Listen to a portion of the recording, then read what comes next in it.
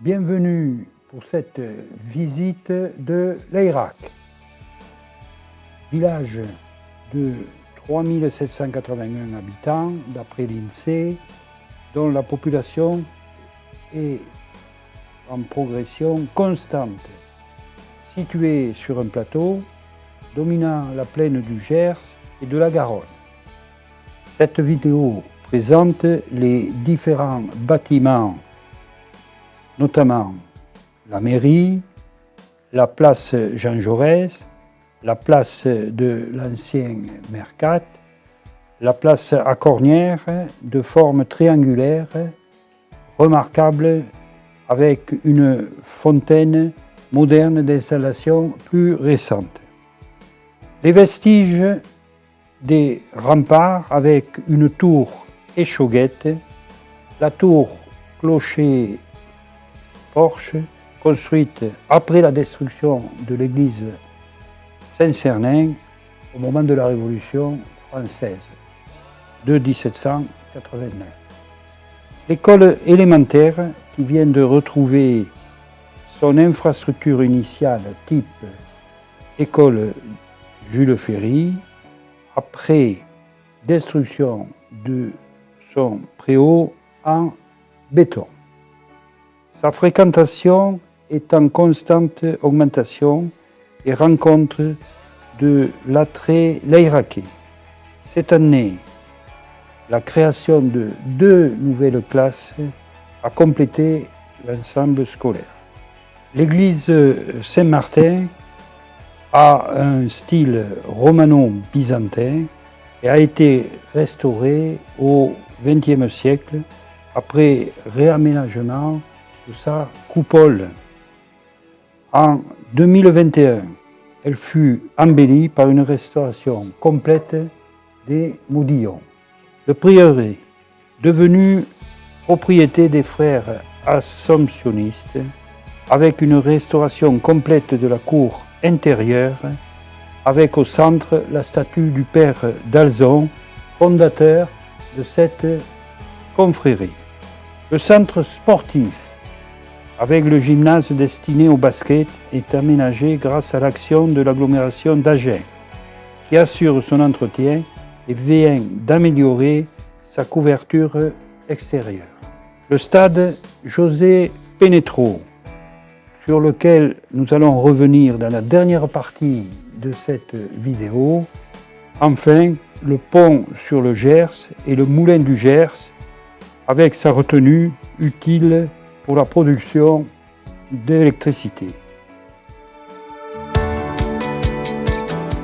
La Poste restaurée était autrefois un café-restaurant très prisé.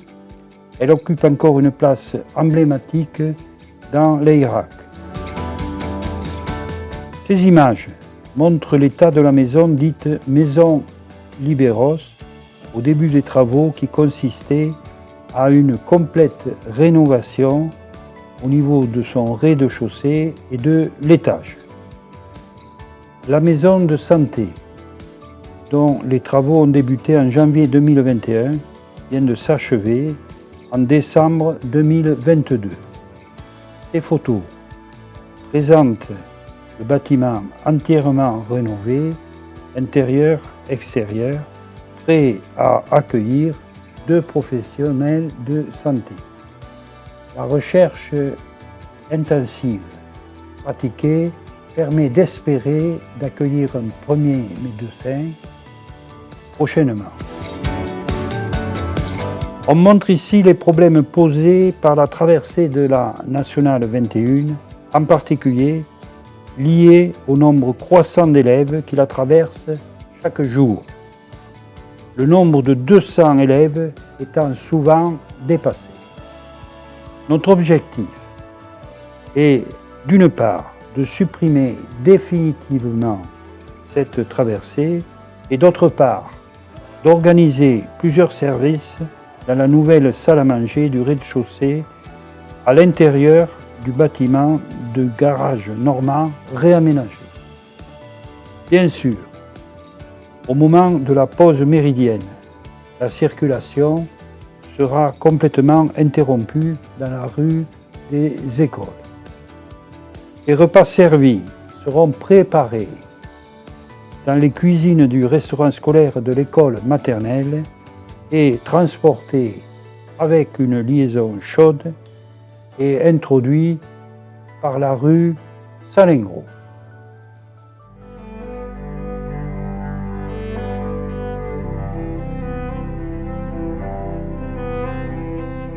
Chers amis, je suis très heureux, et je le dis avec force, de vous accueillir dans cette église Saint-Martin de Layrac, qui est classée monument historique depuis le début du siècle précédent. Dans le cœur de celle-ci existe un pavement de mosaïque médiévale découvert au fil des siècles sans que nous en connaissions la date exacte. Je suis très satisfait du travail accompli pour cette restauration, obtenue grâce à la persévérance, l'obstination manifestée par la municipalité afin d'atteindre ce résultat et par l'aide que vous nous avez apportée.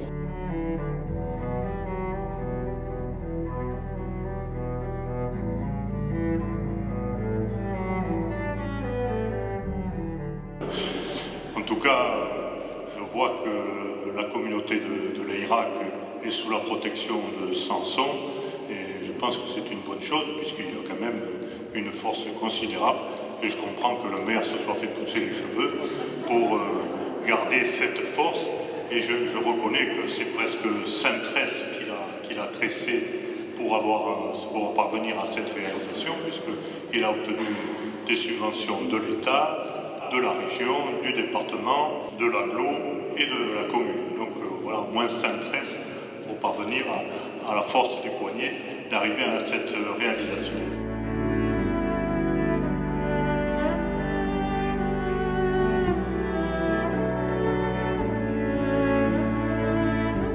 Et ça nous montre une chose, c'est qu'on n'est pas les premiers chrétiens, on n'est pas les premiers à faire les choses.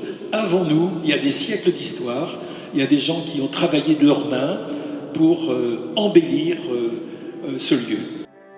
Vous pouvez apercevoir sur ces images Madame la sénatrice Christine Bonfanti-Dossat, Monseigneur Hubert Herbreteau, le sénateur de Lot-et-Garonne, Jean-Pierre Moga. Nous allons terminer cette présentation en donnant le point d'avancée de l'aménagement du complexe sportif et associatif Pénétro numéro 2. Le maître d'œuvre est choisi. Il s'agit du cabinet Dauphin Architecture de Bordeaux, qui a déjà réalisé un avant-projet sommaire. Sur la vue projetée, nous voyons le carrefour Contact et le stade Pénétro tel qu'il est avant travaux. Ce stade est obsolète et non conforme à la réglementation de la Fédération française de rugby. La recherche très active de financement est en cours auprès de l'État, au niveau de la région Nouvelle-Aquitaine, au travers du CDTR, soit le contrat de développement territorial et régional, afin de créer un centre de formation de rugby féminin. De plus, les terrains pourront être utilisés par les lycées de l'agglomération d'Agen. La recherche de financement se poursuit auprès du département de Lot-et-Garonne au travers de son nouveau programme d'intervention auprès des collectivités pour les équipements sportifs et culturels, et enfin l'agglomération d'Agen par le biais du FST, soit Fonds de solidarité territoriale. La vente de la maison dite Maison Charcos, située rue du 19 mars 1962, où était installé l'ancien kinésithérapeute, permet d'étoffer le financement en intégrant la somme de sa vente de 200 000 €. Cette vue aérienne montre l'emplacement où seront construits les 2 terrains de rugby ainsi que les bâtiments de la salle polyvalente du club house et des parkings en nombre suffisant et sécurisés. À noter que les accès habituels du carrefour Contact et de la station-service devaient être conservés malgré la création d'un rond-point pour la desserte du futur complexe sportif. L'emprise de ce futur rond-point nécessitera l'abattage d'une douzaine d'arbres avec un élargissement des voies de communication douce à pied et à vélo.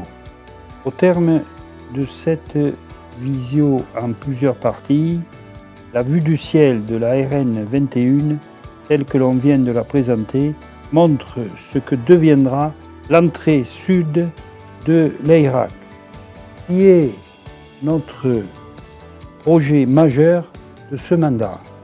Il va complètement modifier l'aménagement de cette zone en la rendant attractive et en y associant un programme de lotissement à proximité. Notre volonté est bien évidemment de terminer ce projet sans mettre en danger le financement et le budget de la commune. Cette volonté a été exprimée dans nos engagements et ceux-ci seront respectés. Notre objectif est de rendre l'EIRAC plus belle, plus fonctionnelle, plus accueillante et nous sommes certains, avec le concours de tous, d'y parvenir. Je vous remercie pour votre écoute attentive et vous prie de croire à nos salutations et surtout à nos vœux les plus sincères de bonne santé et de bonheur à l'EIRAC. Vive l'EIRAC!